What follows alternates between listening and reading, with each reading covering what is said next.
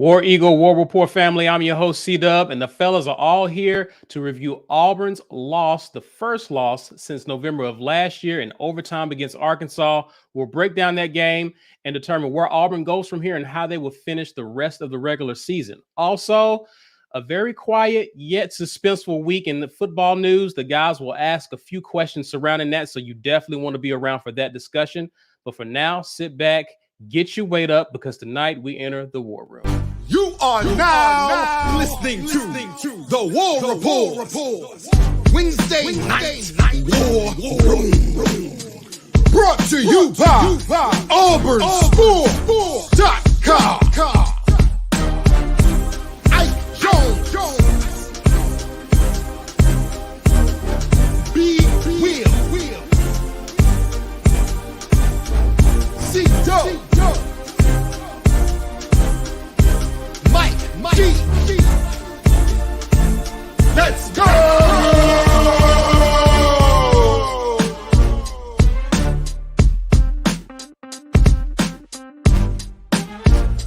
War Eagle, everyone. War Eagle, happy Wednesday, happy hump day. Welcome to the latest Wednesday night War Room, brought to you by our show sponsor, AuburnSports.com. Please be sure to head on over there for the latest in recruiting and all news regarding Auburn athletics. Shout out to JG Tate and those fellas over there. Also, shout out to you guys for hanging out with us. And whether you're watching live or on a replay, do us a favor. If you join this content, help us grow our community by sharing this video. If you're on social media, please use hashtag #GetYouWeightUp, whether it's Facebook or Twitter. Help people to find our content, and let's grow our community. Now, you need to become a patron of the War Report. Mike G is here to tell you all about it. Hey, listen, become a patron. Go to our YouTube front page, find the button that says join, select patron, become a part of one of the greatest communities in the Auburn family. War Report patron member. We got some special content that's going to be dropping for you guys this month, mostly basketball related, but we are doing a lot of football stuff still. Guys, there's tons to talk about. So we're going to be evaluating players that will still be on the team, taking a look at some film, all patron content this offseason, January to July. The War Report is the hardest working content creators out there in these YouTube streets. Join us for some church behind the patron paywall. $5.99 will get you there. We appreciate everybody who's coming over to support. We are partnered with the Lee County Humane Society to raise money for a great cause. So help us have hashtag save all the puppies. Go to the about section of our YouTube channel. Click the link. Every dollar donated, 50 cents, is going to the Lee County Humane Society to help them save all the puppies, which is what we are trying to do. We're giving away a t-shirt tonight. Hashtag get your weight up in the comment section right now. Make sure you get your spelling up so it counts. But hashtag get your weight up. This is sponsored by GWT2 Energy Consulting Services. That's our guy, Walt Taylor, in the comments. Walt has been sponsoring these giveaways for a while. He is one of our first and our best and our most loyal sponsors. So we appreciate Walt. Thank him for these giveaways, guys. At the 1 hour mark, we'll pull. So you got to be watching to win. Please be here. Don't be gone. Check us out. If you don't win, you can just buy a shirt or one of these Lobtown hoodies that we got out here that you guys seem to like so much on Twitter. So you can visit our merch store. Go to thewarreport.com, click catalog, check out everything we got in there. Last but not least, we're on podcast, people. We're on every single podcast platform. So we're out here battling for the top spot against every challenger. We're getting closer. Brian reported the numbers. He said we took out at least 2 challengers this week. So we just got 89 more, and we're going to hit the top. So subscribe on podcast, every single platform. Download, drop us a review. Let them know that the War Report is what you want more of. And as always, man, we appreciate you guys commenting on our live. As a matter of fact, there's one we want to bring some attention to, right, B? It's basketball season. Just in case anybody was confused about that. Appreciate that. In case Appreciate that. Yeah. Yep. In case you was, and thanks for that answer, that sharp answer.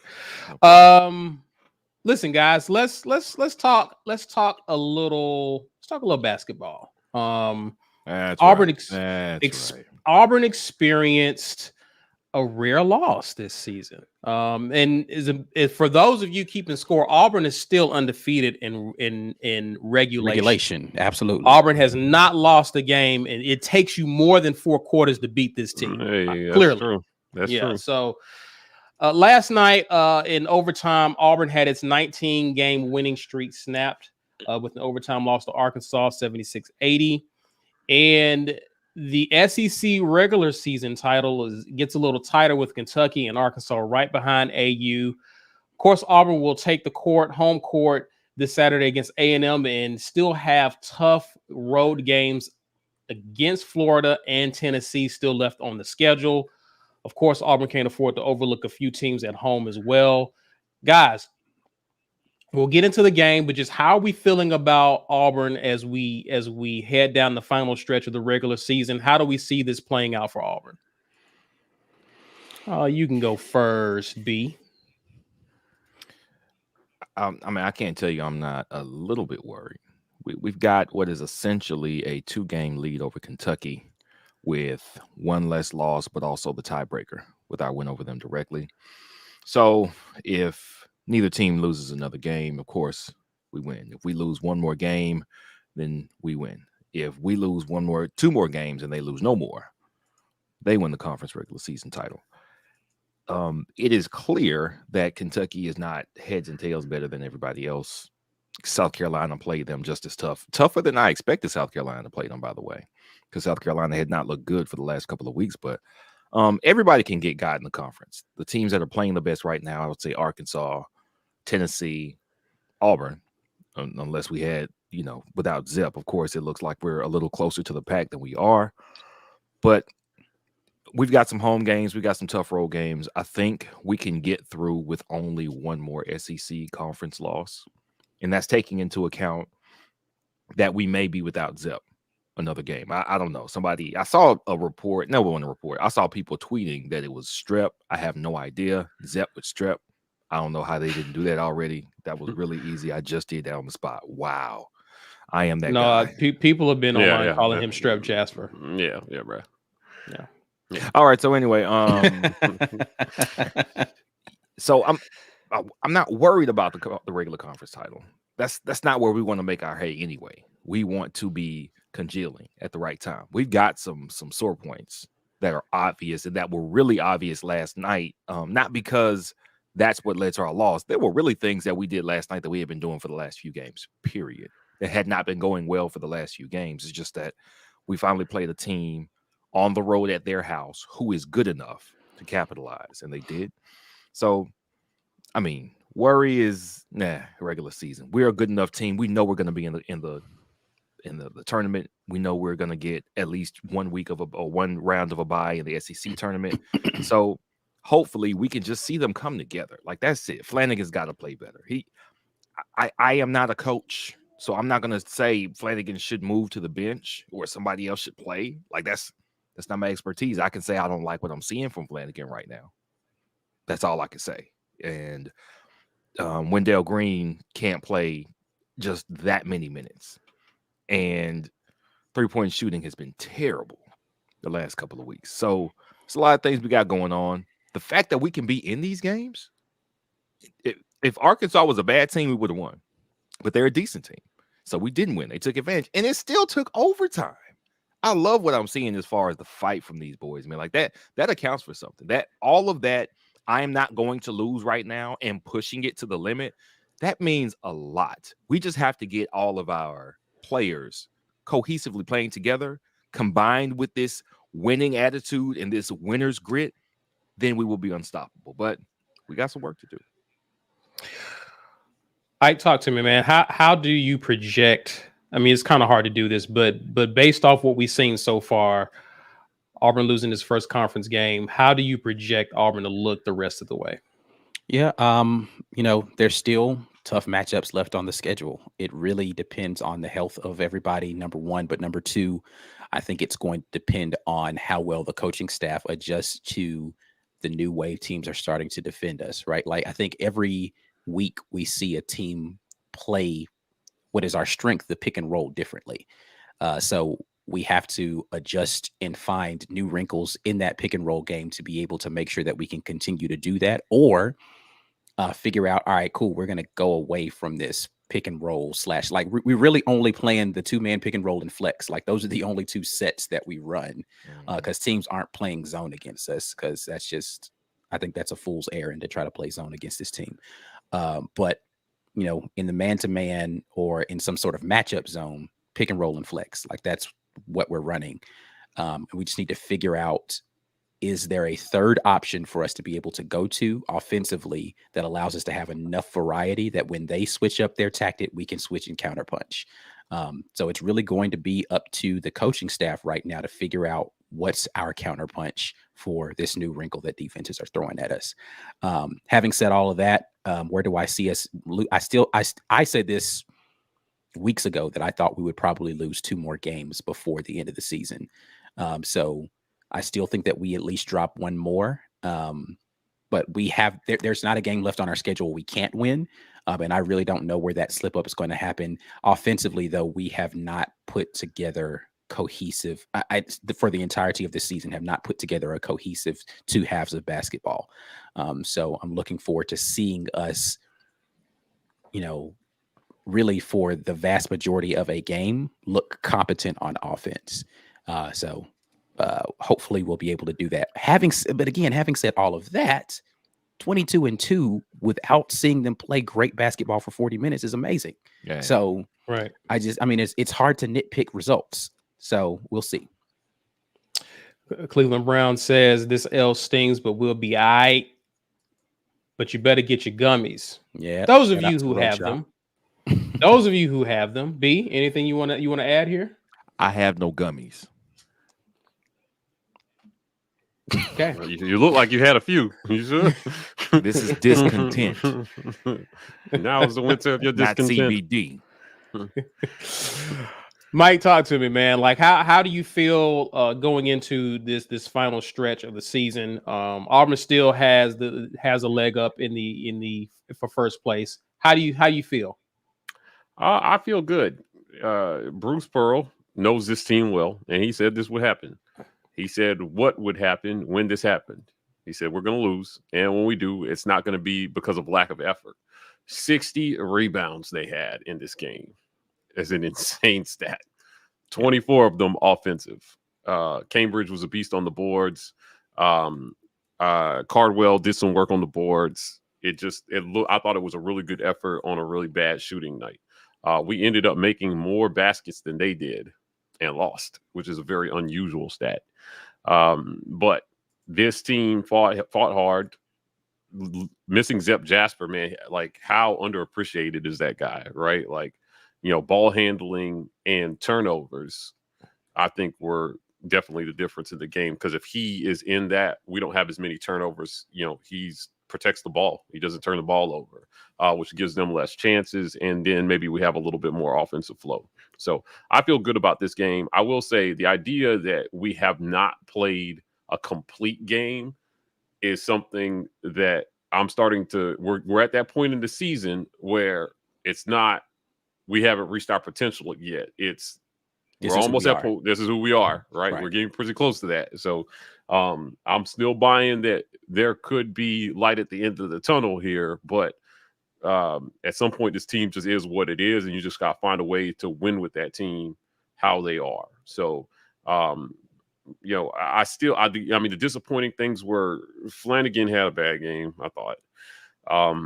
KD Johnson had a bad game. I mean, KD Johnson looked a little out of control, and he was he was in what we call in poker on tilt, right? He just didn't. He looked emotionally out of control.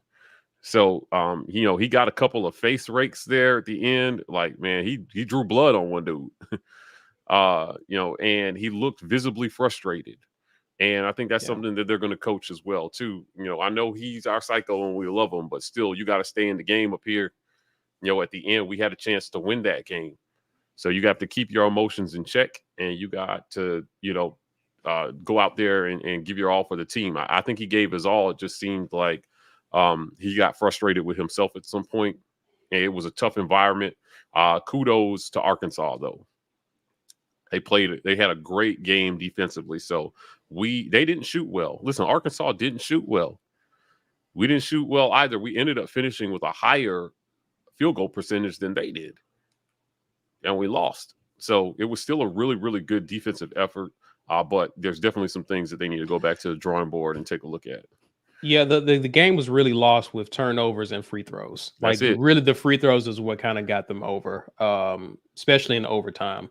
But let's discuss. Corey Weber says, "Can we discuss the decision to take the 30-footer at the end of regulation rather than go to the rim?" Someone also commented, I think it was Will here, saying we should have called a timeout that last possession. You know, something I've noticed about Bruce, he don't call timeouts like that. Let him play. He just let him play. Like that. I've noticed that about him. He'll, like, even when a team is on a run, he'll just let his guys play out of it until he just absolutely has to call a timeout. But he did call himself out for timeout management the other night against Georgia. Was it Georgia? Was it Georgia or was it the? Yeah, it was the one last night. Yeah, but he called himself it was a Georgia game. Timeout management. He said, "Listen, it could have cost us. I could have managed the timeouts better." So, he's evaluating himself as well in that aspect. With as it pertains, getting back to Corey's question, Wendell Green was actually one of six, or he only hit 1 3 by the time he took that 3-pointer. So it wasn't like he was just nailing them from downtown. And this is something that, I have come to accept. This is Wendell. This is just what he does, because there's oftentimes a lot of times he'll take a shot like that, and I absolutely hate it, but it won't cost us. Yeah. This is one of the rare times, and now it's highlighted because we ended up losing the game at a very pivotal moment.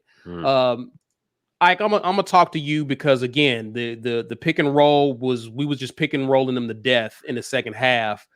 What is it you felt that Wendell saw on that play, or what was it that? How do you assess how he made the decision to do what he did? Yeah, I don't think he actually saw anything. I think he had his mind made up what shot he was going to try to get to. And, he was like, this is a shot I'm confident in taking. I'm going to take that shot. What I would say to Wendell, again, I don't know if these guys, listen to what I say. I'm going to say the same thing I said about Alan Flanagan.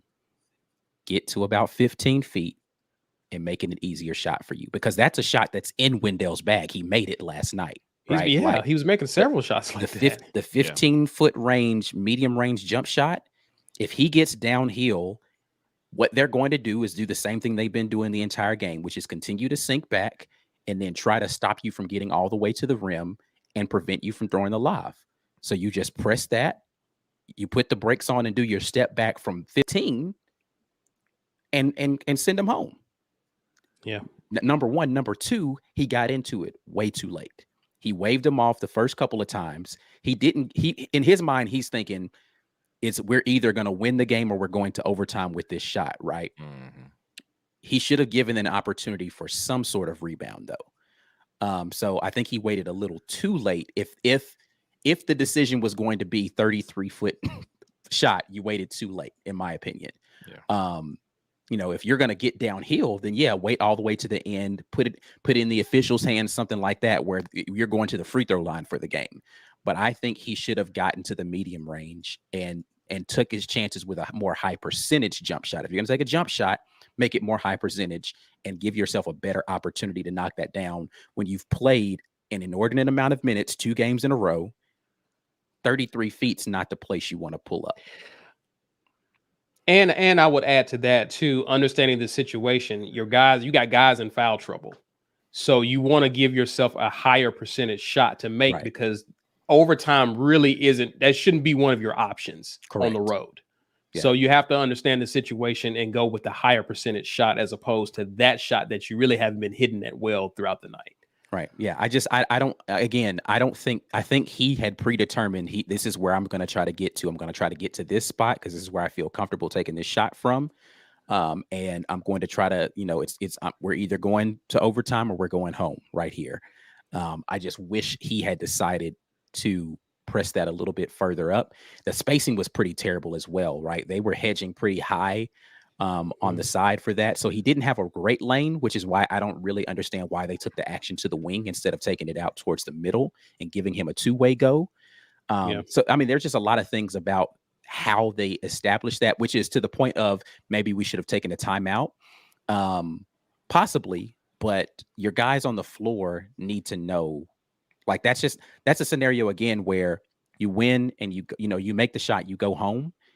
Y'all hoop. This ain't about a set. This ain't about that. Like, go get a bucket, bro. You've been getting buckets since you was 6, right? And your decision on how you wanted to get that bucket is the problem, not necessarily that you decided, okay, it's on me. I'm going to take this shot confidently. Get to a shot that is in your bag, but is also a more high percentage shot in your bag, right? Like, figure out, like, what I love about what Jabari did late was, and I want him to do, I saw some comments talking about Jabari needs to be more selfish. Well, he's got to get the ball to do that, number one. Right. But number two, when he does get the ball early in games, he has to do what he did late in that game, which is, I'm not finna do all this dribbling and dancing or go to the lane all wild and try to throw my body into somebody to get a foul shot. 1 or 2 dribbles, get to a spot, elevate. Nobody's jumping with you. So we're just going to elevate over the top of them and knock down a shot. I'm not doing all this stuff. You're going to make them play you. Keep draining buckets till they decide, okay, I'm not letting him get to this 1-2 pull up anymore, right? And when they do that, you give them a head fake and then you get the foul call. Like, he has not gotten to the place where he's ready to take a game over yet. I know everybody wants him to because he's talented. He's not ready for that right now. Right. Now, the alternative is, how is he going to get ready if he doesn't get the touches? Fair. But it's not as if getting 16 shots in the game isn't enough shots for him. You're looking at that as, well, Wendell took 20 something, right? He's a high usage guard. He's going to take a bunch of shots, especially when he's playing more minutes. Jabari needs to take advantage of the opportunities that he has. And when he does that, he becomes an unstoppable force out there, because now it's like, all right, great, Jabari's rolling. We're just going to keep feeding it to him. But if the first 3 times I throw it to you, you're taking wild, uncontrolled shots, I'm not coming back down and dumping to you again. If I was the point guard, I wouldn't do that. Jabari's not ready. Okay, we're going to go somewhere else with the ball, or I'm just going to take it myself, or I'm going to get into this pick and roll action with Kessler, because that's what's working for us. I'm not just going to keep feeding Jabari just for his ego's sake. You get your 2 or 3 touches and you raise up and you knock those down. Cool. We're going to keep going back to you. And if he is going and then they're still not going back to him, that's when Bruce needs to call the time and be like, hey, Jabari and Jabari and Jabari again. Right. So I don't know. I think that there is some opportunity for growth in how they do that, but I think that they need to figure out, again, that third option in what we're going to do in an offensive set. And if Jabari learns how to play, especially again, as they're going to start double teaming him, it's going to be bad business. So Andrew Jacobs, appreciate you, man. I'll look and see. I think he says, here's his comment. How about Kentucky fans after our loss? Kentucky fans, they were waiting on it. They had to wait longer than they wanted to, but they were waiting on us to lose a game so they could be like, see, I told you guys you're sorry because you lost less games than we have the whole season. And beat you. Yeah. Head to head. But you'll be all right. Jazzy Joe. Challenge complete. Let's go. Y'all are killing these challenges. I'm thinking of the next one, War Eagle. Y'all, Mike, I know you got them women in bikinis behind the wall making them gummies. Way back there. Cooking in the kitchen. Baking. Do you bake gummies? I don't know how you make gummies. Yeah, you do. Yeah, you do. I gotta Google that. B, talk to me, man. Of course, we mentioned him already, but KD was not himself.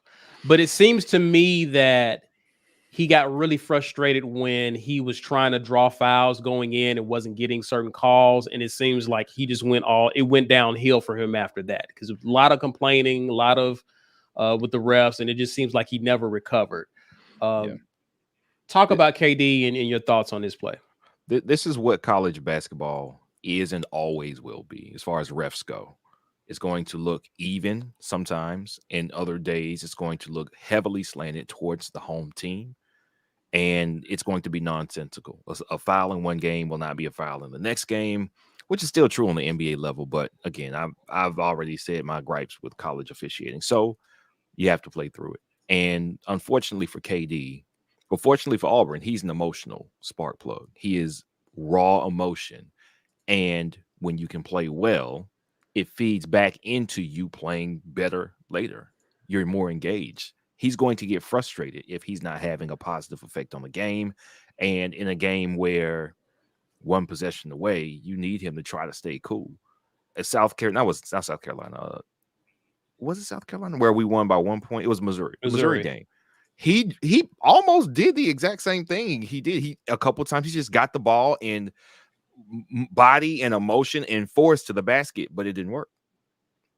A couple times. And when you can't just will yourself a bucket, if that's kind of your game, then what are you going to do? And hopefully, I don't know if Bruce, I mean, he's kind of said he doesn't want to reel KD in necessarily because that energy is, I think, overwhelmingly positive when you have some other pieces to balance it out, which we do. The hard thing here is, and I think we talked about it on Sunday, is we have very few things offensively that we can just count on. Like, I know if I give you this set more times than not, we're going to get a bucket. KD going one-on-one, and people have talked about it. They mentioned it on the broadcast that the scouting report from Musselman told his team, well, their guards are going to play selfish. And so you just let them. And that is true. That has been true the entire season. I wouldn't call it selfish. I think, like Ike said, we got the pick and roll. Jabari isn't consistent in what he can do yet. KD and Wendell going solo is kind of what has started runs for us. It has saved us at times. So sure. I don't think it's a bad thing because, yeah, it's why we lost last night, but it's also why we're only got 2 losses in 22 wins. So right. You take the good with the bad. You let them do it because right now it's not costing you. Now, what you do have it for Bruce is, all right, you see why that didn't work last night? We can do this better, and here's how we're going to do it better. Yeah. Letting them fail at what they do naturally. So now it makes them a little more malleable. They have a little more room for improvement. That's why people are saying, oh, they need a loss. I don't think it's necessarily that we needed a loss, but we did need a teachable moment, whether that came in a close win or a loss. And I do think this is a teachable moment because a lot of the things that we had gotten away with, including KD just going solo, out of control, and saving us sometimes, it didn't work. So when you guys can't just, 30-foot jumper your way back into this game, what are you going to do? So hopefully now it's a good start, jumping off point for KD, for Jabari's game, with the aggressiveness that he showed late to find some of that earlier, and for Wendell to get a higher percentage shot with the game on the line. So it's all just learning. But KD's in that same bunch with those other guys. Learn to pick your spots, and Bruce has to find better ways to get them in rhythm without them just going willy-nilly. Yeah, I really don't understand why more young basketball players forget that a layup and a three-pointer aren't the only shots that exist on a basketball court, which is why I think Jabari Smith is, the unicorn that they want him to be is real, because he will just take a 15-footer, rise up and knock it down. Mm-hmm. And that's just part of his game, right? Like you get it to him, he's just going to get to the elbow, rise up and knock it down. There just aren't a lot of players that want to do that. Like KD is one of those where it's like, if he gets past you at the 3-point line, the only destination left is the rim. Mm-hmm. Like he's not going to stop and be under control and take a 8 set. Like has KD ever shot a floater in his life? Like it is bulldoze his way to the rim, and some sort of wild contact situation or very even his layups are aggressive. Like he don't take layups like normal people. The one layup he missed when he got to the hole is like, why did you hit the ball off the backboard so hard? KD is literally on the playground when he plays. Like he plays like he is on the playground. It's so aggressive. Like even your layups aggressive, man. Like there's no finesse to his game at all. But here's what I want, and I tweeted this out. Like I want people to stop trying to Wendell Green and KD are the reason we lost. There's a lot of reasons we lost this game. the majority of them start and end at the free throw line, right? Like you make your free throws in regulation, we win, period. That's an uncontested, like there's nothing Arkansas can do to defend that shot, right? So, and they don't take the point. You make your free throws, we win that ball game. Right. So, all the other reasons we want to mix into this cocktail of stuff, that's in the process of the game. Whether or not you got this foul call, whether or not this was a correct foul call, Walker Kessler fouling out, Zip Jasper not being there. All of that stuff happened within the confines between whistles, free throw shooting. You knock those down, you win. Point blank, period. There is no last second Wendell Green 3-point heave. There is no turnover at the last minute for South Carolina to pick his pocket going the opposite direction. There is no overtime when Walker Kessler fouling out. There is no potential last second heroics because we didn't get the secured rebound in overtime. Like none of that happens. None of that matters if you make free throws. And that is just you and the basketball. There's nothing else but that. Right. And so you do that, you win this ball game, and we don't even have to have this conversation right now. That doesn't mean that those other things aren't relevant or important. I'm just saying that's the one bit of business that you can handle regardless of whatever else happens in this game. It's just a convenient thing to pick on because it happened at a crucial. I mean, all of these happen at crucial moments, but it's easy to point out Wendell because it's a buzzer beater, right? Is the last shot, but of course you can pick out a lot of things that even the turnovers and taking care of the ball. Turnovers were a huge part. Like they scored a lot off of turnovers. Yeah. They got a lot of their points off of turnovers. So it's a lot of different factors as to why we lost that game. Other than those moments where KD was a bit too aggressive, or Wendell was a bit too aggressive. Those guys have always played like that, and I have come to accept that while we were winning. So wasn't as bummed in a loss because this is how these guys have played all year. William says he has a quote here: "If they were a bad team, we would have won. If they were a good team, we would have lost." Quotes from Coach B. Will. Did you say that, B. Will? Something to that effect. Yeah, I've said that about a couple of different games. Yeah, but don't forget it. Don't ever forget it. That's deep. That's really deep. Brian says, shout out to the gymnastics teams for giving us another AU team to be proud of. Absolutely. And the excitement around gymnastics is as high as it's ever been for obvious reasons. Kerry Womack basically had the same thoughts you had, Ike. If we make our free throws, we win. I agree. Yeah. 8 for 17 is tough, man. Yeah. And the vast majority of them coming in the second half. Right. I was surprised because Walker Kessler has been one of our stronger free throw shooters. His free throws looked ugly. They were ugly. Yeah, they were bad misses. Like, yeah, I wondered if he was doing so much in that game. I wondered if he was just a little physically fatigued, so that when he got to the free throw line, his muscles were tense. He just didn't look comfortable at the free throw line at all. No. And I mean, the variance between 2 free throws he missed at the end of the game, like. One super short and one was super long. Man. It just felt like he was out there doing a lot. I mean, he had a monster stat line, so it's hard to get mad at him. 16 and 19. Yeah, no, there's nothing I can say about Walker Kessler that's 7 blocks. Game. Yeah, I mean, he literally was down there defending 1-on-4 and almost pulled it off. Yeah, I can't get mad at him for missed free throws. The free throws that KD missed and Flanagan missed, though, I thought really hurt. In a game where you have not contributed a whole lot offensively, man, you just go to the free throw line and knock down the free ones. Yeah. Man, and usually free throws is what gets KD going. And to me, that's why I keep emphasizing when he wasn't getting the calls that he was wanting to get, because oftentimes it's obvious he's trying to draw contact, and refs just aren't calling it because they know what he's trying to do. Him not getting to the line to get in some sort of a rhythm throws him off. And especially the way Arkansas was defending him, just taking away the lane from him. Like he just played himself out of the game, and he needed the free throws. And the time he got there, he just went 0 of 2. So you can, by that point, when he missed those free throws, you can tell he wasn't right. He wasn't right. No emotion or anything. So guys, let us know. We'll continue to talk a little bit more about basketball when we come back from the break, but we want to know your thoughts in the comments. If you're watching live on replay, let us know. Also, please be sure to get the thumbs up. Like this video. Get the thumbs up, guys. If you're watching with us, please be sure to do that. If you're not already in the comments, hit the thumbs up. That helps us with our engagement.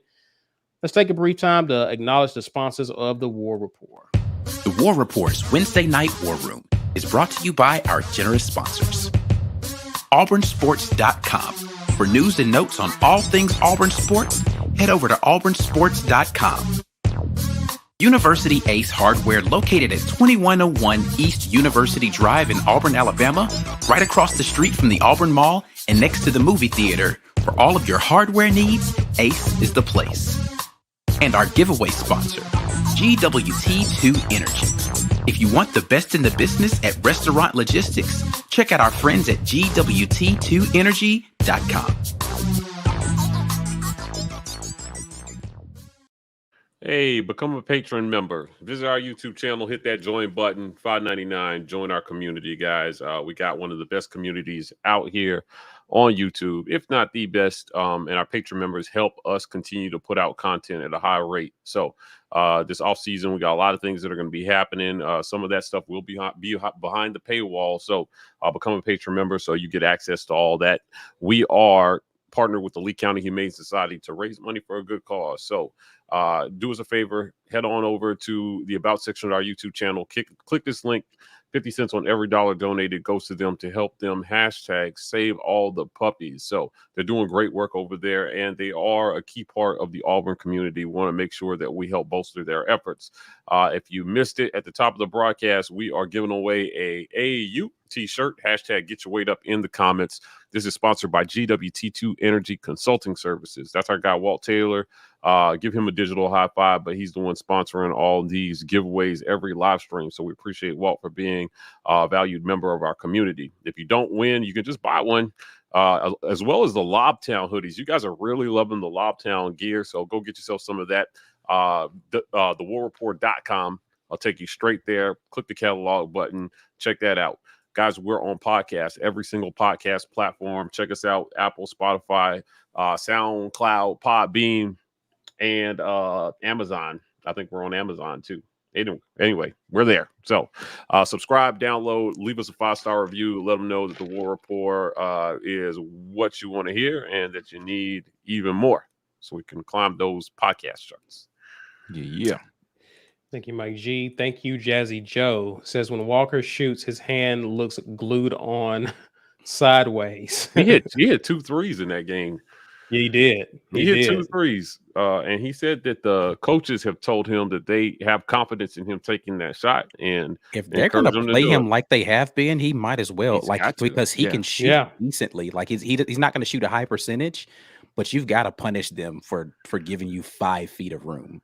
Yeah. Now, your boy Dylan Cardwell tried to do the same thing last night, and it looked awful. It looked absolutely awful. Did he shoot a 3 last night? Yes, he did. It was terrible. Why? I missed that. How did I miss that? Yeah, it's terrible. Why? Yeah, he doesn't ever need to do it ever again. Dylan Cardwell. He shot a 3 last night? Yeah. Is either last night or was in the previous game, one of the two. He's 0 for 1 in 3-point in the stat sheet. I'm looking at it. I don't know that it hit anything but the backboard. Like it was maybe my brain just erased that. Abysmal 3-point attempt. Yeah, I think my brain did too. My brain just erased that. Like, I think they had to go check for dents in the backboard after it was over to see. Yikes.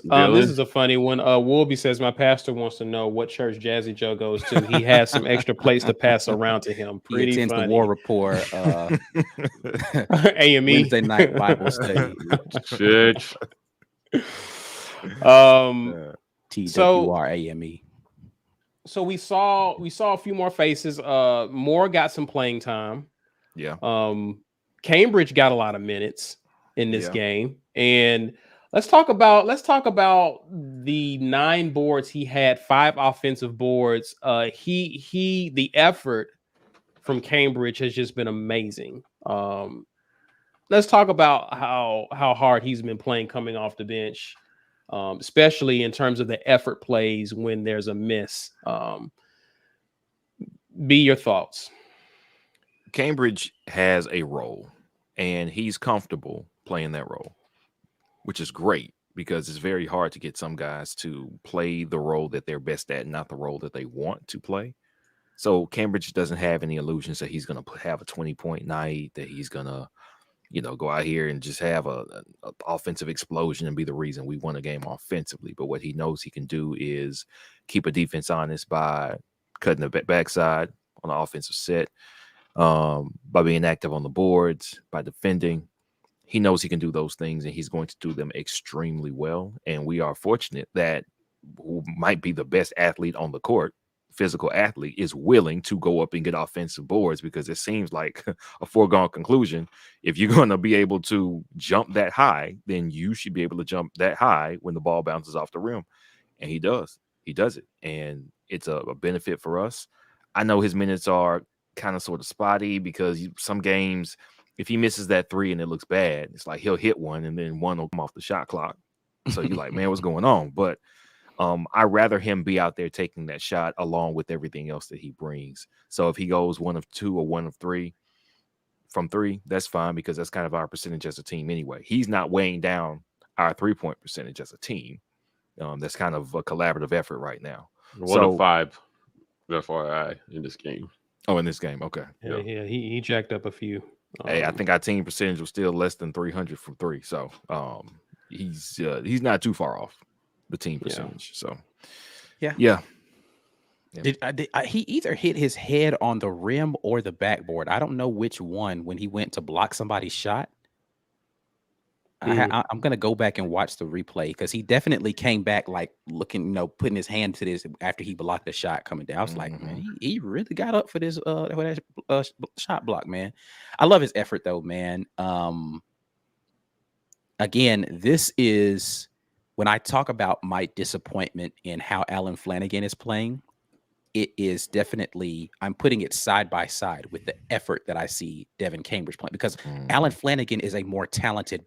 You can debate me if you want to on this. Alan Flanagan's a more talented basketball player than Devin Cambridge is. Devin Cambridge is a more gifted athlete. Alan Flanagan's he's the better basketball player. But Devin Cambridge gives you better minutes right now. The minutes he's on the floor, he is giving you better effort and better results than Alan Flanagan has thus far. And we can blame the injury and all that kind of. It's got to be mental at this point with Alan Flanagan. It's not physical. He's just not in any sort of rhythm or groove. But the question is specifically about Devin Cambridge. When he gets out there, he is making sure every minute counts. He is crashing the boards he is determined to go get boards. Now, he don't know what the heck to do with the basketball after he grabs that board, but he gonna get it. He's gonna get the board, and he's gonna flail and try to put up some sort of ugly putback shot if it's not wide open, or turn and fire some ridiculous pass to somebody and hope that they're open. But I'll be doggone if he ain't going to get us an extra possession or 2 a game just based on pure hustle. Again, it's not because I don't think it's because he can jump higher than everybody else. He just wants the basketball more than everybody at that particular time. Yeah. And when he decides I'm going to go get a board, that's his board. And it doesn't matter how many trees are in there with him. Boom, Devin Cambridge. He's going to get it. And I love that. Super chat here from Elliot Huckabee. Players need to recognize Jabari as the best player on this team. Although playing team ball is important, sometimes you got to play through your star. I want to ask you this, Ike. Do you think there's a possibility to have sets where Jabari can get the ball, not so much in the post, but get it to where he's kind of in that mid-range area to where he can just take advantage? Yeah, that's exactly what they try. So there's a couple of I'm gonna apologize. We haven't done any films. I might just do a live film session and just go watch some stuff with y'all sometime soon, so that we can get that for those of you who are patrons and want to see basketball stuff like this. There's a couple of particular instances where that's exactly what they decided to do.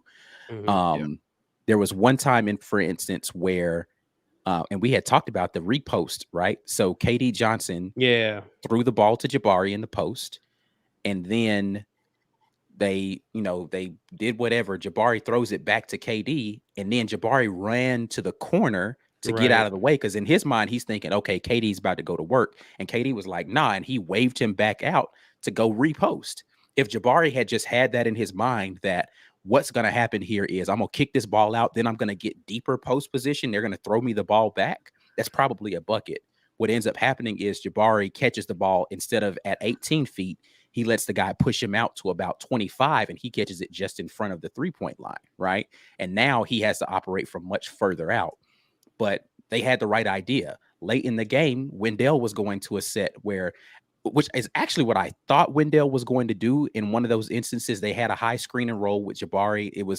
They were on the, we were going right to left late in the game. It was a high screen and roll to the top right key. Wendell turns the corner instead of dumping it to Jabari because Jabari had established a post there. And so I thought Wendell was going to dump it to him and let Jabari go to work. Wendell actually turns the corner there. He ends up getting a charge because he came down in too deep. So I think I remember that play. There are opportunities for us to be able to do that more often. But again, that's guard play. That's your guards recognizing, hey, this dude is 6'7", guarding our 6'10" all-star power forward. We're just going to give him the ball. If they double team, that's great. What we're going to do is we're going to dump it to him, let him establish, right? See where the double team's coming from, kick it back out. If they don't recover, I've got an open shot. If they do recover, go let him reposition and go right back to him with a better positioning, and then he can go quick before the double team is able to get there. That's when I say we need a third option, that's your third option right there. Cool. Right. We're just going to run a high post situation with Jabari, or Jabari needs to figure out how to be a facilitator. I've said this.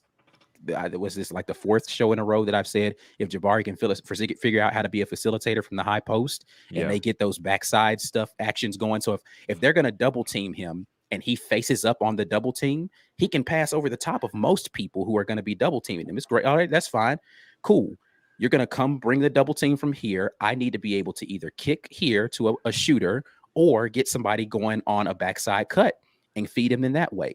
Jabari figures out how to do those small things, then we can run that set over and over and over again. I saw somebody mention in the comments earlier, we were doing this early in the season. They have not gone back to the screen and pop game with Jabari, where Jabari sets the screen instead of Walker Kessler rolling. Jabari pops out to the 3-point line, and that way when Wendell gets downhill, they have to now make a decision. Am I recovering to Jabari, who's out here on the pop, and then you get him either with a switch to a smaller person they're going to have to switch that screen, or they're going to have to play it honest, and then you get Wendell downhill one-on-one, and you have Walker Kessler or Devin Cambridge in the dunker position, right? So now somebody's got to recover to stop that drive, and you still have your lob over the top.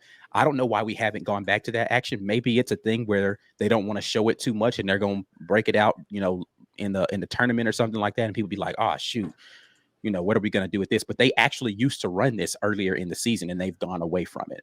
Right. So putting somebody else in that action besides just Walker Kessler might be something that we end up going back to again. But there are some options out there, and again, these aren't options that I know Bruce Pearl sees the same thing I'm saying. I'm not some offensive genius that has figured out basketball better than a guy who's got a team going 22-2.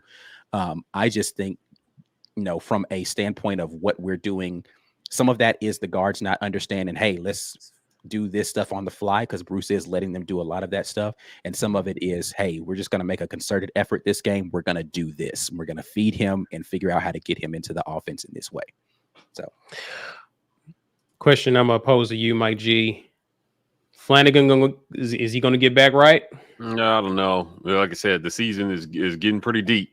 So it just kind of is what it is at this point, right? Like, he's just got to go out there and give good effort and hustle and try not to turn the ball over. And I mean, he looked hapless at times last night with the ball in his hand, like seriously, like he didn't know what to do with the ball. They played him at point some. Bruce talked about that in the post game, and he said that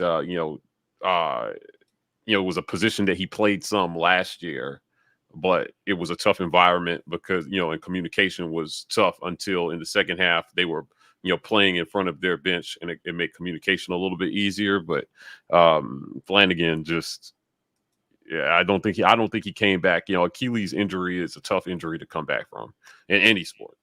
but it's clearly has had some effect on him. Whatever time he missed at the beginning of the season, I think we're just seeing that. I think that time was valuable, and he's going out there. I think he's giving effort, but it just doesn't look like it's coming together at this point. I don't know if you're putting him in a critical role. I think, and Jazzy did clarify. Do you think he comes back next season? Do we see another season of Auburn? I don't know. Like maybe. I mean, why not? My point. I think he needs to. His draft stock has to be looking like crap right now. So I don't know. Y'all don't know that he's the physical specimen that like his draft stock would be high, but I don't know. I don't think it would hurt him to come back another year. He needs to come back. It would help him a lot. Yeah. He needs to come back. One thing I want to circle back to when we're talking about the Jabari pick and roll situation. One of the things, the reasons why I know why they've gone to Kessler instead of Jabari is because of Jabari's corner 3 ability, right? Like there's not really another catch and shoot player. That's unfortunate, but the best catch and shoot player on this team is Jabari Smith, right? And so the pick and roll is more effective if Wendell can get downhill, Kessler can get downhill on the roll, and if they have to help from the corner, you can kick to Jabari in the corner, and he can catch and shoot really well. There's nobody else on the team who does. That's what I thought they was going to try to do on that with final the pick. Play. That's what I thought they was going to try to do on that play. At least because they're looking for him to go downhill. So I figured they would have done that little wrinkle to get Jabari open. Yeah, but yeah. Let's pivot off of basketball. We're almost at the hour mark. Let's talk about some news that has happened as it pertains to football. One of our assistant coaches has emerged as a top candidate for the same position at Georgia. Zac Etheridge name has popped up, and of course, we know what he means for us as a coach. He's also our recruiting coordinator. Guys, how we feel about this one? Mike G, you kind of gave your thoughts on Blackerby's podcast this morning. Guys, you please be sure to subscribe to Locked on Auburn. Definitely. He does a great job over there. Mike G kind of gave his thoughts, but B, how do you feel about this? If I'm Zac Etheridge, why do I want to stick around for this? And that's what the first thing that came to my mind is, damn, this sucks, because he has every reason to want to go. They could likely pay him more. He's going to be coaching better talent right now. And he doesn't have to be subject to will the guy who hired me be here tomorrow or the next day, or will I get retained by the next guy if the current guy doesn't stay? He doesn't have to worry about any of that. He knows who runs the ship over there. The talent they got. Kirby's not going anywhere. He just won a national championship. It's a better job. Straight up, it's a better job. The same position at Georgia is a better job than it is at Auburn. And it makes me even more upset that the current situation is happening here, because another season of stability, even if the season ended the exact same way, if everything just moves forward without all these questions, without all this nonsense, then he doesn't have too much reason to look. Now, maybe if things were fine here, every assistant got hired on time, and everybody, we had signed a couple players for signing day, then, hey, maybe he still goes. I don't know. Because Georgia is a better job at that position. It's a better job than Auburn. So all of this nonsense makes it an even less attractive job to stay at Auburn. And now I'm thinking, if he is offered this job, why wouldn't he take it?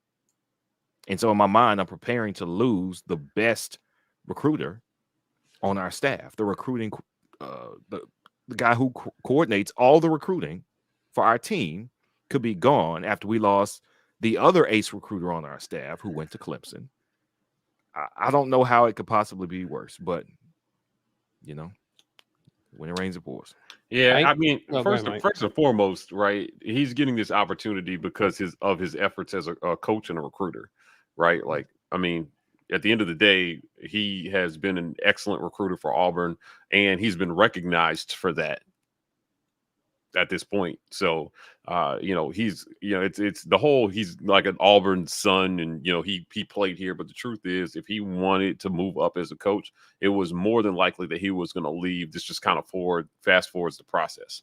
right? So, we fall in love with former players turned coaches, but if they've got talent, they're going to move on somewhere and more than likely not come back.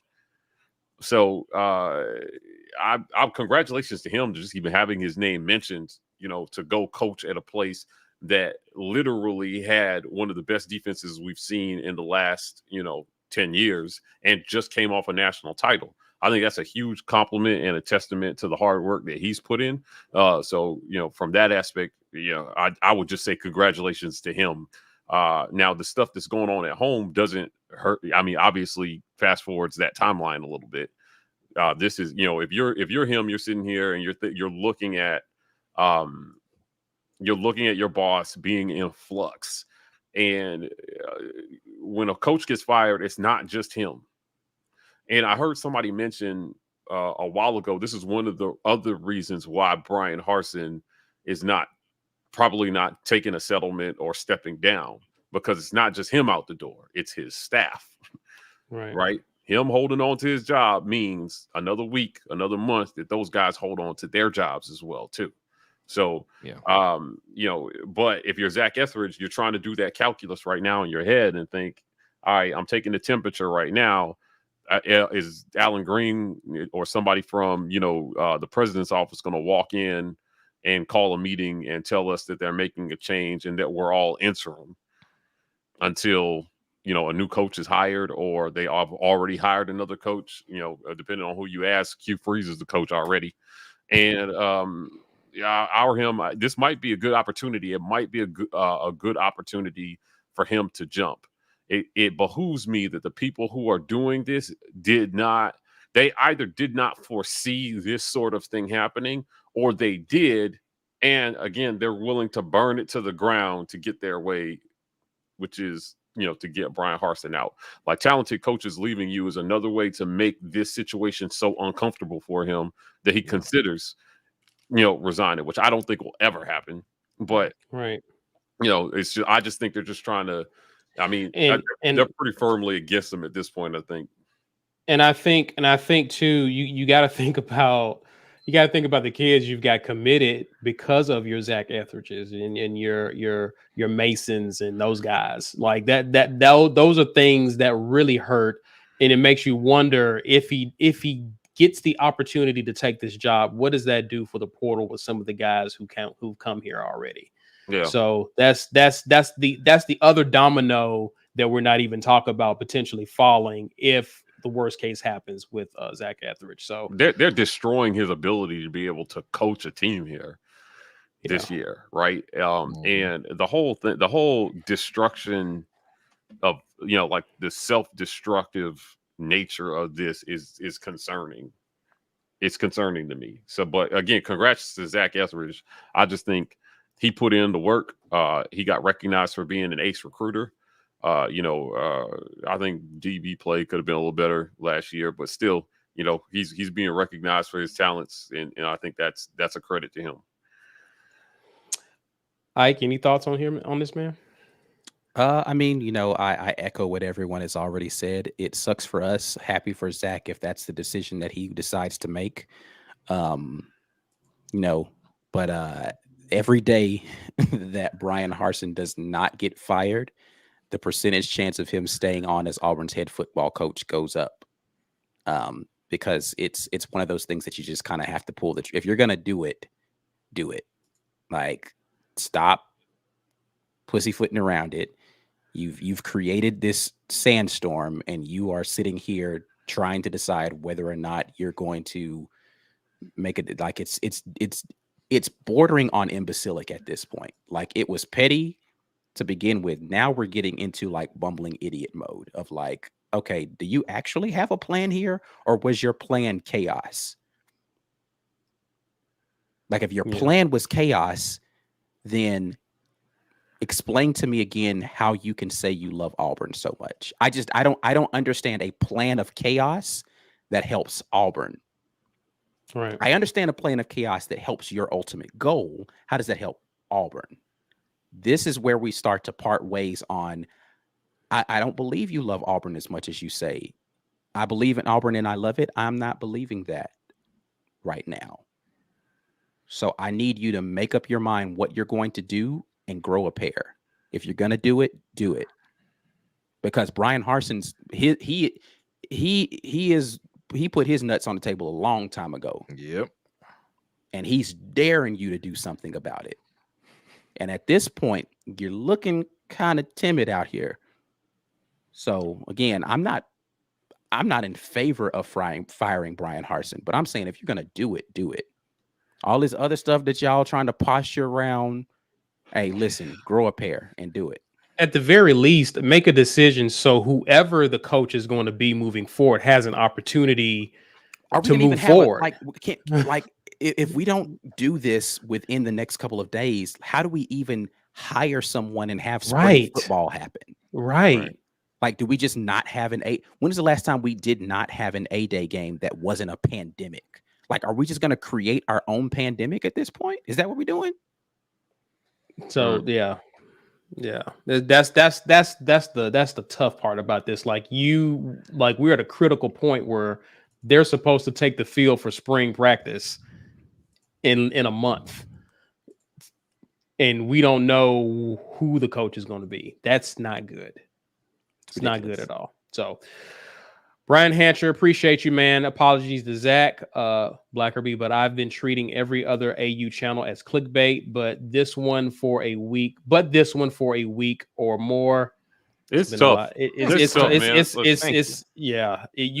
you. Hey, but now let's be clear. We don't have anything against Blackerby. We collaborate with them every single week. But understanding the sentiment, though, right? Because the reality is there's a lot of people just kind of jumping on board with this narrative and deciding to talk about stuff that there's not any real information out there on. So we're just kind of jumping into like a bunch of speculation. And that's I think the speculation is more frustrating than the truth. But not knowing, in the absence of the truth, people are just making stuff up, and it's become ridiculous at this point in time. To the point where people were saying, "Oh, they already fired him earlier today," and that's 100% did not happen. Yeah, every day is D-Day, right? Every day since last Thursday has been the day that it's going to go down. I heard he got fired 2 hours ago. I heard this, right? And so there's high interest in this subject, obviously, for obvious reasons. So I don't blame anybody for covering it, right? The only thing that I kind of frown upon is feeding libelous storylines that are not based in any. It's important to know Auburn University has made exactly 2 statements on this, and it leaves the opportunity for them to come back and say, yes, there were some things we were looking into. Didn't find anything. We support Bryan Harsin as head coach, right? Because all of what you're hearing, none of it has come from the university. Right.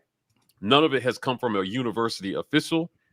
Now, you guys remember back when the Bo and Tank saga was going on, we talked about Bo because Bo came out and made a statement that left his own words open for interpretation, and people ran with it. And I thought that was fair.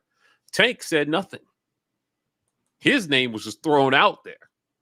And a lot of people ran with that one too. And we said, hold on now. Tank has not said a word about entering the portal or transferring. Now, whether he actually was or not, Tank knows that. And there's some people who know that. But we didn't know that because Tank hasn't said anything. So Bryan Harsin rightfully responded to rumors of people slinging his name through the mud. I think that's fair. But the university has actually said almost nothing about this officially. So, if they decide to reverse course internally, they can publicly say, the only thing we said is we don't make decisions based on rumors. Now, we acknowledge we were looking into something, but that was it. Everybody needs to keep that in their back pocket, because all the gloom and doom that people have been thinking is coming for Bryan Harsin has been based on things that have not come from official sources. Yeah. Or at least nothing publicly recognized as an official source. Everybody's saying that they have a source that told them this and this, and I got and again, I'm not doubting you heard something from someone, right? But to take whatever you're hearing from someone and then try to drive that narrative as the factual basis of, like, just get your facts together before you start talking. That's all I'm asking everybody to do, is get facts before you start talking. Or if you want to talk in hypotheticals, that's fine. But make it clear. A lot of people talking. Make it clear that this is a hypothetical scenario, not, well, what I've heard is that this and this and that. And then 2 days later, what you heard becomes irrelevant, because it's like, again, let certain people tell it. Bryan Harsin was definitely getting fired today. Yeah, people have been running around on these message boards and these discords. Today was supposed to be D-Day, right? And I will call this out. Hugh Freeze was the unanimous choice, and they were just trying to clear some hurdles in compliance. And Bryan Harsin was definitely going to be fired today. And it's 9 p.m. Eastern, and we've heard nothing. So I would just caution everybody to just relax for a second and just look at the facts. And if you just limit your sources to official ones, there's really not a whole lot to talk about, which is why we spent an hour talking about basketball before we got to this. Yeah. If we only talk about official sources, there's not a ton to talk about, when it comes to this. Right? I mean, obviously something's going on. I'm not saying there's no smoke. I'm just saying, I wouldn't know what to say about it. Now you have coaches who are trying to make decisions. There's a lot of talented people in that athletic department right now in flux, man. Trevon Reed is one of them. Yeah. Again, not a coach, not an on-the-field coach, but an ace recruiter. Man, a key in them being able to land a top 20 class.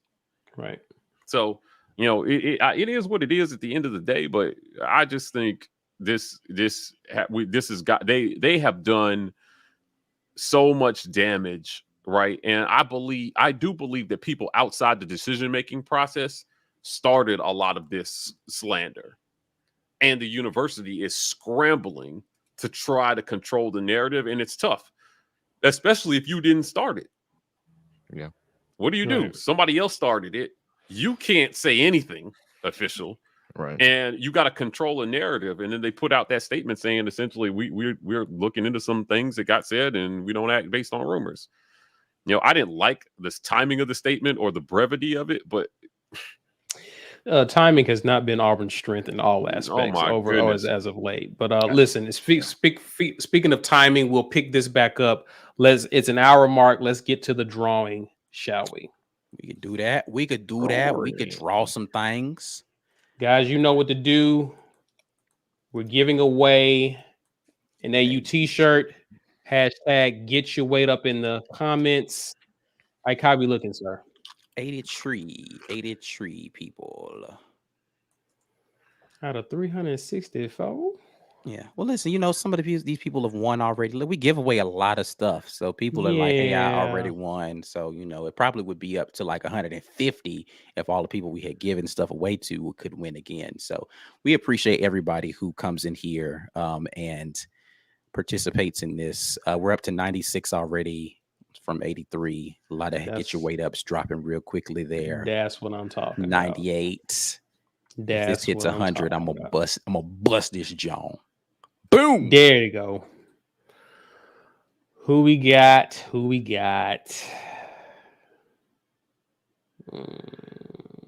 Hey, Gerard Looney. I go with Gerard. Hey, Gerard. Are you here, sir? Are you here? Gerard Looney, let us know what's up with you.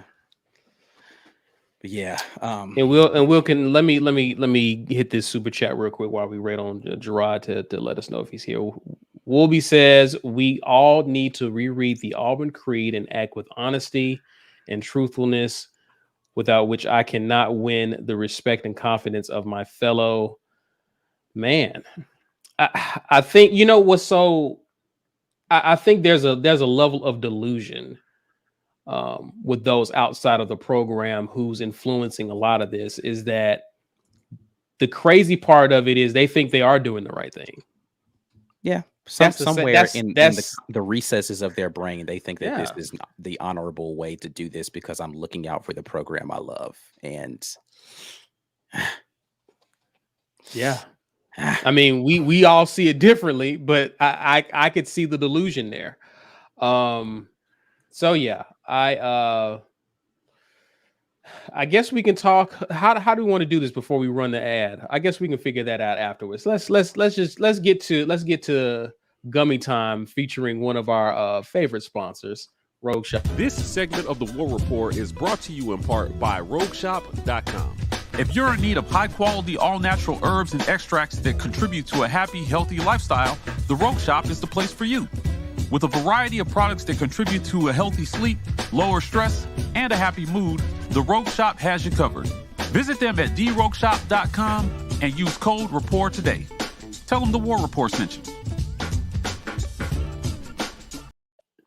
Hey, hold on, Gerard. I see you in the comments there, man. Make sure that you send your address and t-shirt size to business@thewarreport.com to get your t-shirt giveaway. Yeah, Rogue Shop is running like a Valentine's Day special. So get over there, get some extra savings, use code REPORT, and get litty with your honey for Valentine's Day. So they trying to put the chill in Netflix and chill for yeah, Valentine's that's Day? right. They're doing something. They're trying to get sexy time going over there. Code REPORT, 10% off your sexy time. 10% off your sexy time. Me and Pam, sexy time. I was about to say, we are definitely not pimps out here, so y'all need to pimp these gummies. Whenever I get them, it's hard out here for a pimp. It's hard. Sexy time pimping. Oh, appreciate that, right. Stuart said he made his first Rogue Shop order Monday. Hey, my guy. Yes, support our sponsors. They love it. They keep giving us money when you guys do that. Yeah. Oh, we missed this one earlier from Sherman, who said the vultures are swooping down on the program. Speaking of people trying to poach coaches. I mean, listen, man, they'd be stupid not to. Like, if you leave the door open, you mad when somebody walks in that John? Now, you probably should shoot them. But, we have walked out here with the door open and no gun. So I don't know what you want to do. Draws all out. Everybody's seeing all our business. Yeah. The visual. I'm gonna have to work on deleting that. But guys, I mean, where do we go? What do we talk? Let's talk about this. We could do a gummy segment, but we'll be 3 gummies for the past week or so with what's been going on. Basketball and football it's a given. We need help to chill, but let's talk about this policy change that the university instituted recently. Who wants to take the lead on this? Oh God. This is the most ridiculous crap, bro. Like, okay, so first and foremost, there is something out here that says during this Board of Trustees meeting, one of the policy changes that went into effect was that Auburn employees are required to participate in ongoing investigations that are happening. And if they don't, it is cause for disciplinary actions, including termination. And it is widely speculated that the reason that this has happened is because of Coach Bryan Harsin's reluctance to return from his vacation to help them with their active investigation going on with the program right now. Now, I would take a stab or a venture to say that it's probably not limited to Bryan Harsin. There probably are other coaches on the staff who are like, I ain't got nothing to say. So I don't know, and they couldn't threaten them with anything because it wasn't a rule. And they was like, man, we need a rule for this. And they was like, I got it. We're going to put it in the rule book. Now, if it happens again, the other portion of this is the speculation. And this is where I say people on the internet need to brush up on some stuff, right? And stop running wildly with speculation. And I want you to think, just use your brain for half a second and think about this. On any job, forget Auburn. Again, forget this is Auburn. The job you work at, if you don't work for yourself and you go to someone else's job, and you get hired December of last year, right? And then last week, your job comes up with a new rule that they institute, but you violated that rule like 2 weeks ago. So last week they put this in place, and 2 weeks ago you violated that rule. They cannot fire you for a rule that just went in place after you did the thing. That's illegal. You can't go change the rules and then say, hey, you remember that rule we just changed? You violated that before it was a rule. So now they can't do that. It's illegal. So people who are like, they're making up a rule to fire Bryan Harsin. Now, maybe they go back to Bryan Harsin again and it's like, hey, you remember last time I came and asked you? This time when I ask you, you got to do it because it's a rule now. And, he has to comply, but I don't even know what compliance means, right? Like to what level do I have to comply? I'm already in town. I can come in and have the meeting with you, all that kind of like. I just want everybody to calm down, man. I've already went through the relaxed speech, and I know it's hard to relax during these turbulent times, but y'all really y'all want to run with a narrative so bad because it favors whatever you want to feel like that makes you panic more. And that's the thing that's craziest to me. You run with whatever narrative makes you panic the most. If the narrative is it's doom if Bryan Harsin stays, everything that indicates he might stay makes you panic more. If the narrative is that Bryan Harsin leaves and you think that means the imminent destruction of the Auburn football program, that's the one that you run with and you panic more. If the narrative is that this drags out for a long time and we're put in such a terrible position that the Auburn football program is going to be destroyed, that's the narrative that you run with and you panic more. And every single bit of information that you get from every little disparate place out there on the internet, you cleave to the ones that make it reinforce the narrative that makes you panic more. And I don't understand your need to panic instead of waiting for it to play out and then dealing with whatever happened. Because I want you to examine this. How much of your panic does it help the situation? Does it help? Does it help you? Does it help Auburn football? Does it help the board of trustees? Does it help your dog? Does it help your family? Who does it help for you to be panicky about this? It's okay, because it's going to happen whether you panic or not. It's going to happen whether you panic or not. So don't panic. Or panic and just spend the rest of your day speculating. Have fun. I don't know. Whatever. Yeah. If there were any chance that someone didn't think that the powers that be were in on this coup, they destroy that with stupid shit like this. Like this is is so stupid, right? Like even if you were going to put a rule like in this, like this in, why now? Right. Who is their PR person? Who is the person who said, you know what would look good in the public eye right now? Let's make a rule about vacation after there were all these rumors that we asked him to come back from his vacation that we knew he was going on, started an investigation after, right? And let's put that rule in place because, people will understand that. That'll make us look great. I hate how dumb we look as an institution right now in the national media and around the college sports world. These people are destroying our credibility. Yeah. And I would remind everybody that lack of institutional control as it pertains to oversight is what got us in trouble in terms of accreditation a few years ago. For sure. Yep. Get control of your boosters, get control of your board. These people are supposed to be, unbiased. They're supposed to just have the best interest of Auburn, in mind when they make decisions. This screams, I hate it when people say that whole Jabba thing, but man, God, it's hard to argue with when they do stuff like this. And every week something new is every few days, something new is coming out that's verifiable. This is verifiable. This isn't a rumor. We know they did this. Yeah. Right.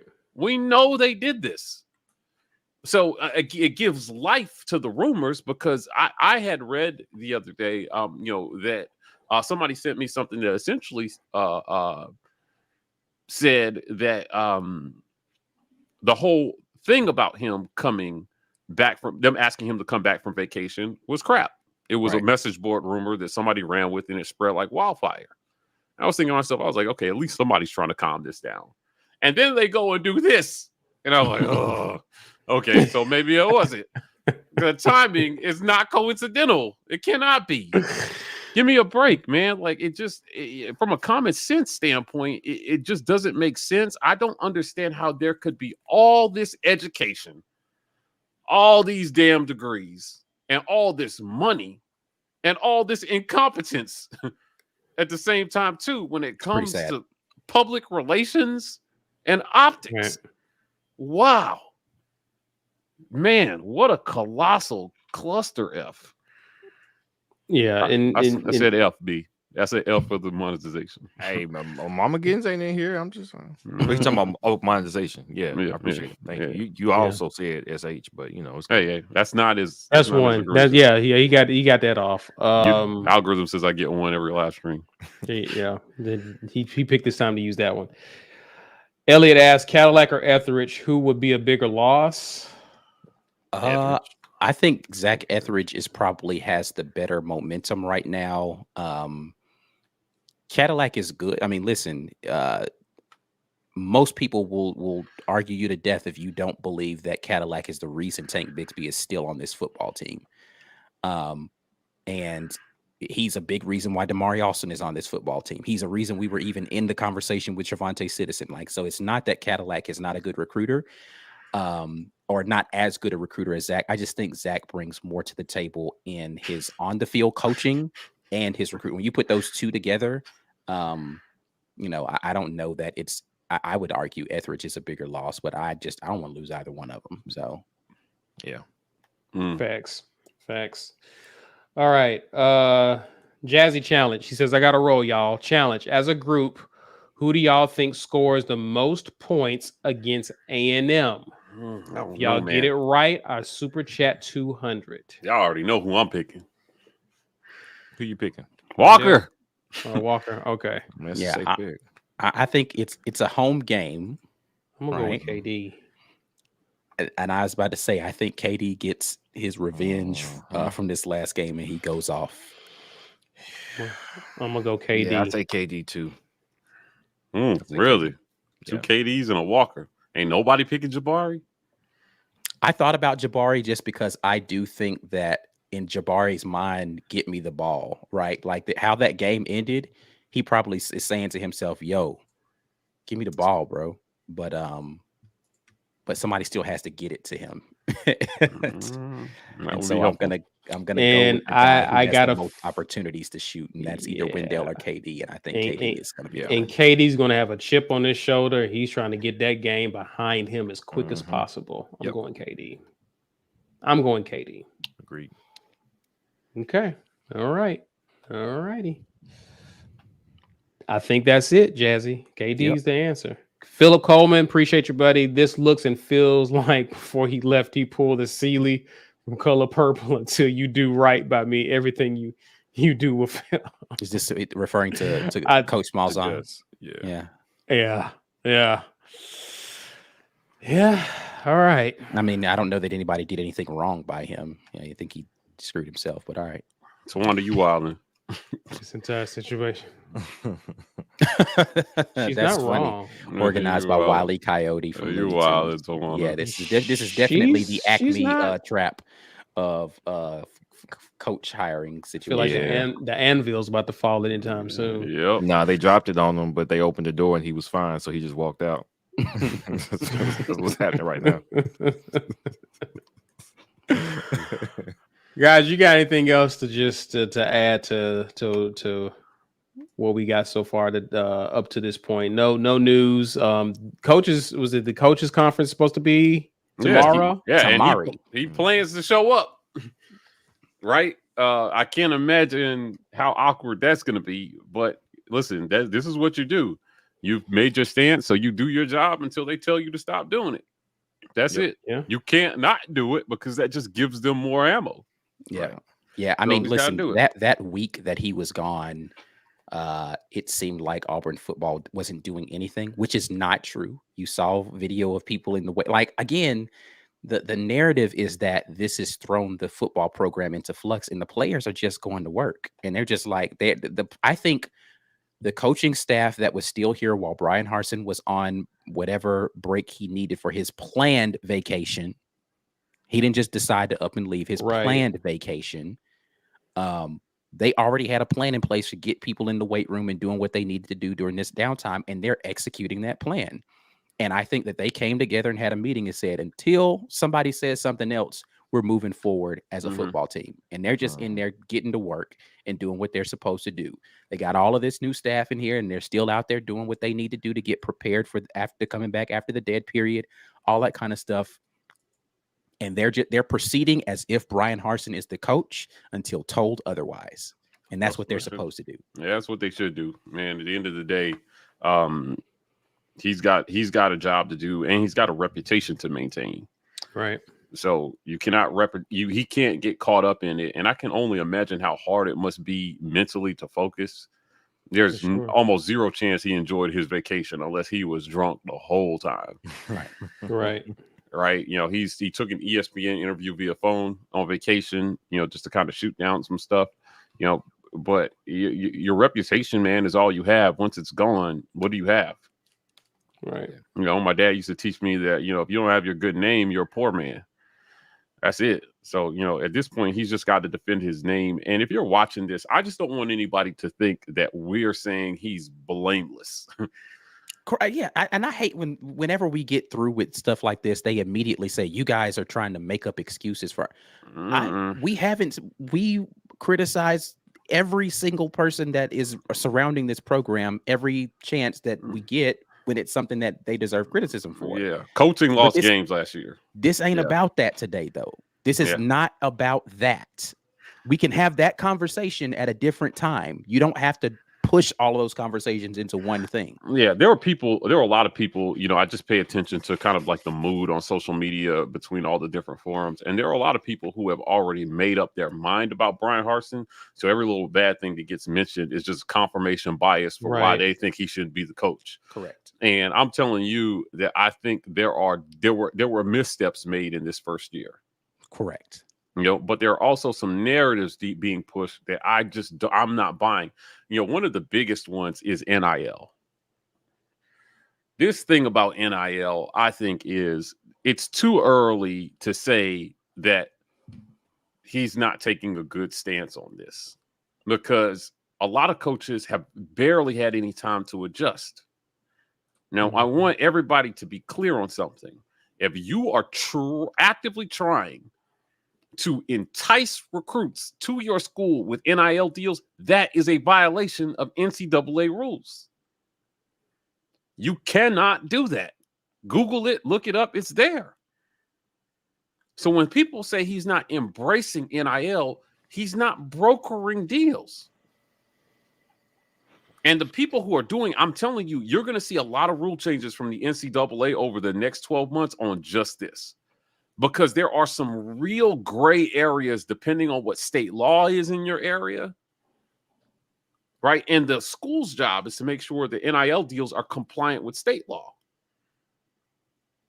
The community, former alumni turned business owners, it's fans. It's our job to embrace NIL and support players in that way, and thus supporting our university. NIL Auburn is about allowing fans a chance to get in and support players in this way. A subscription service to sponsor players.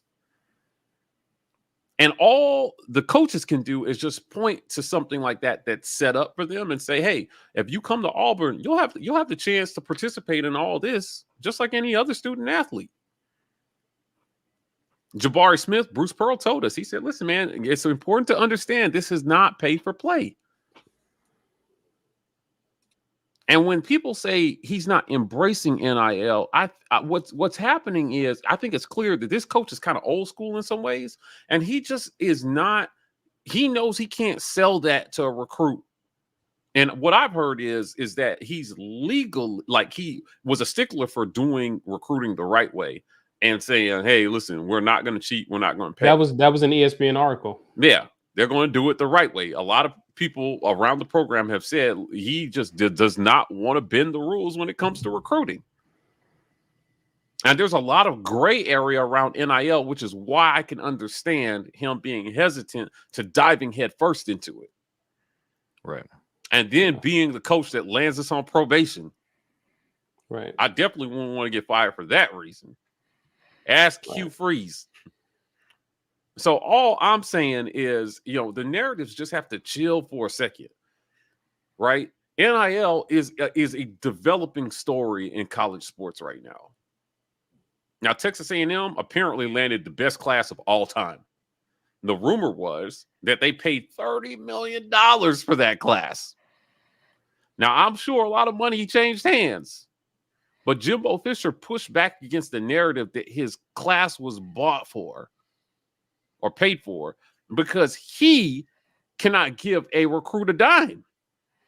Now, he has a very rich alumni base that can go out there and make deals and do things. Sure, that's an advantage. It is. But he didn't want to downplay the work that his staff did in recruiting and getting out there and working hard and hitting the trail and trying to convince kids to come to Texas A&M. You have a chance. If you go there, he can sell some things, man. He had a one-loss season before in 2020. He can sell to a recruit, listen, if you come here, you have a chance to beat Bama, even when we're mediocre. We've got talent here. We've got pieces here, and we just need you to plug in because the ultimate goal for these kids is still to make it to the next level. Now, there are a lot of kids who will never get the chance to play that should have an opportunity to take advantage of NIL and make as much money as they can, right? But it's up to the community to embrace that and sell that and make that prevalent for recruits. Bryan Harsin can't do it. He can't physically give a recruit a dime, and he cannot tell a company to sign a recruit.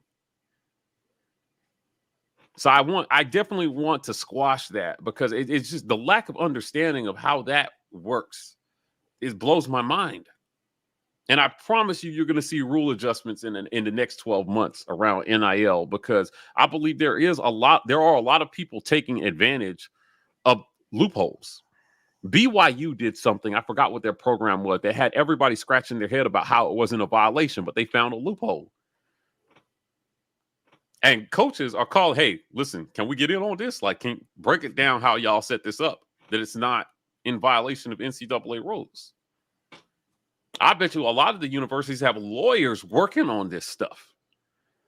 Not only to make sure that they stay compliant, but to see if there's anything they can exploit for an advantage.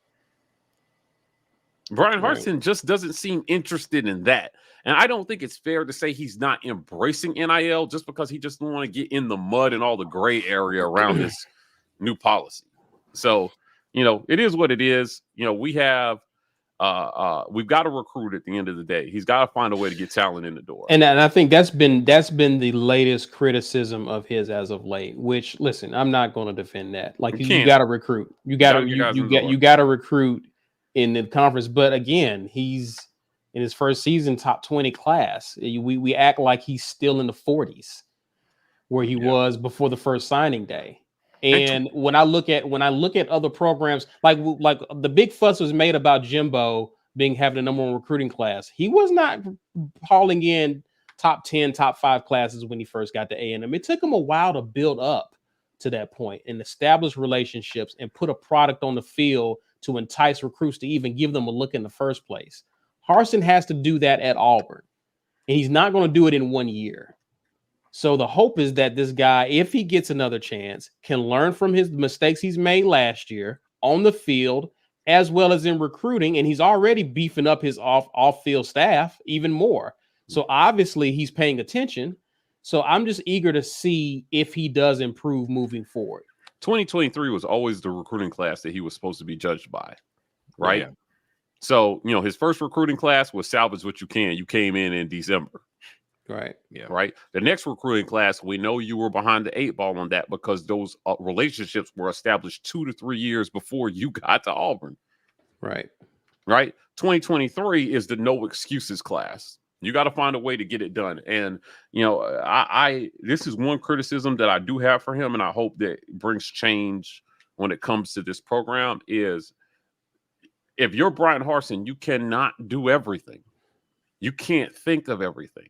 And a good leader surrounds himself with good people and good gatekeepers who point you in the right direction and challenge you when necessary. To say, hey, coach, this isn't the way we should do this. And they lay out a good plan for why you should reverse course or change course on something. And a good leader recognizes when he's wrong and just says, you know what? You're right. Let's go at it. So, you know, if he keeps his job, man, he's going to come out mad as hell. And I think that maybe this is if there were, we know there were missteps. Maybe this is the thing that kind of wakes him up to some of that and says, you know what, we do have to be more flexible. We got to change. We got to get in the mix. And, you know, and you just got to admit, maybe competing at this level isn't what you thought it was going to be. Right. This isn't Boise. So you got to do some things that everybody else they're doing. Yeah. Yeah, but again, we've already taken a tough job recruiting and made it even more difficult because now you have to sit in the living room of a recruit and explain to his kid, that kid and his family, why they should trust their child with him in that environment. The university has to help. Like, listen, if he makes it through that, they have to come out and they have to make it like a really solid statement in support. Now, we've seen it happen before. A coach everybody thought was on the hot seat. And then after the seat was, you know, cooled down, the university came out and said, you know, we stand fully behind Coach Harsin. Yes, there were some things that we looked into, you know, however, we didn't, you know, I mean, they still left the door open for them to make that sort of statement because they have said not much at this point. That's the one thing I can point to that they've done right during all this. Well, I mean, the university is not the problem here, right? Like the university is making the statements necessary now. Whoever, like the board of trustees in the university seem like they're the same unit, but they're not, right? The athletic department hasn't been, you know, on we're standing behind. Like it's really the boosters / board of trustees that are driving this narrative. Unfortunately, fortunately for Bryan Harsin, they still can't actually fire him. They can plead vigorously, they can threaten to take away money, they can put new rules, they can do all of that stuff, but they can't actually fire him because they are not his employer. Right. So the university's done everything right. It's this other entity that is driving the narratives and trying to force their hand. Right. I still think they don't want him to pull an 03 Tuberville or 04 up Tuberville. Or 2017 Gus. I know that's Brian's favorite year. Right? Where the guy that you wanted to get rid of somehow pulls something out of his ass and then all of a sudden, you know, $49 million extension. I don't think that will happen to Bryan Harsin no matter what happens unless he pulls a natty out next year. But like, no. You know, at the end of the day, I think that's part of what's scaring them is this guy that we don't want. If he finds a way to succeed in 2022, we're stuck. Yeah. You know, I mean, I think like 9 wins would buy him like 2 years. Yeah. You know, and an SEC championship it's like there's no end to sight to that because you don't know how, you know, if he does something, if he comes close to next year, it's going to be hard to argue with that. And I don't think that he wants outside hands in on his program and the people who are given the money or are watching their access go bye-bye with this coach. Yeah. Tuberville was like that. Mm-hmm. Tuberville was a no outside influence kind of guy. And they tried to get him out in 03. Mm-hmm. You know, and he turned the tables on them. You know, and the more stuff that they try to pull, the more I am rooting for Bryan Harsin. Right. Right. Yeah. So just my thought. Good talk. Guys, we'll keep you posted as to what happens. It's going to be an interesting rest of the week, but we'll definitely keep you posted if any news comes up. Mike G, talk to the people about becoming the patron. Listen, Bryan Harsin might not be here, but we're going to be here. So become a patron. Wow. We are bigger than the rumors. Can't no rumor take down the War Report. So $5.99. Sign up, become a part of our community. We appreciate you guys supporting us in this way. It helps keep us viable and producing more and better content. So if you've noticed, there are more podcast episodes going up. That's all because of the charity and generosity of our patron members. So become a member, help support the War Report. We're partnered with the Lee County Humane Society. Help them, hashtag save all the puppies. Donate today. You can find this link in the about section of our YouTube channel. 50 cents on every dollar goes to them to help them save all the puppies. If you didn't win the raffle tonight, you can just buy something. Just go to our store. This is another way to support us. If you want something in return, this is a great way to do it. We got some real fly gear in there. So you see it all displayed here. Ike designs all this stuff. We appreciate you guys for supporting our content in this way. And last but not least, we're on podcast. So check us out on every single podcast platform. The War Report is growing in that arena. And look for us in some other spots here soon over the next few months, man. We've got some things cooking in the kitchen that are going to taste great. They're done. Guys, please be sure, before you get out of here, share this video. All right. If you're on social media, Facebook, Twitter, please be sure to use hashtag Get Your Weight Up. That helps us out a bunch. Also, before you get out of here, get those thumbs up. Last call for that. And if you're new to the channel, if you happen to find us because someone was sharing the video, please be sure to subscribe to our channel. Hit the notification bell for when we go live. You'll know when we're going live. Also, if you want to interact with us on social media, you can find us on Twitter, Instagram, even Facebook at The War Report. We're at TW Report on TikTok. That's it for now, guys, but we'll definitely keep you posted as news breaks. But until then, enjoy the rest of your week. As always, War Eagle. War Eagle.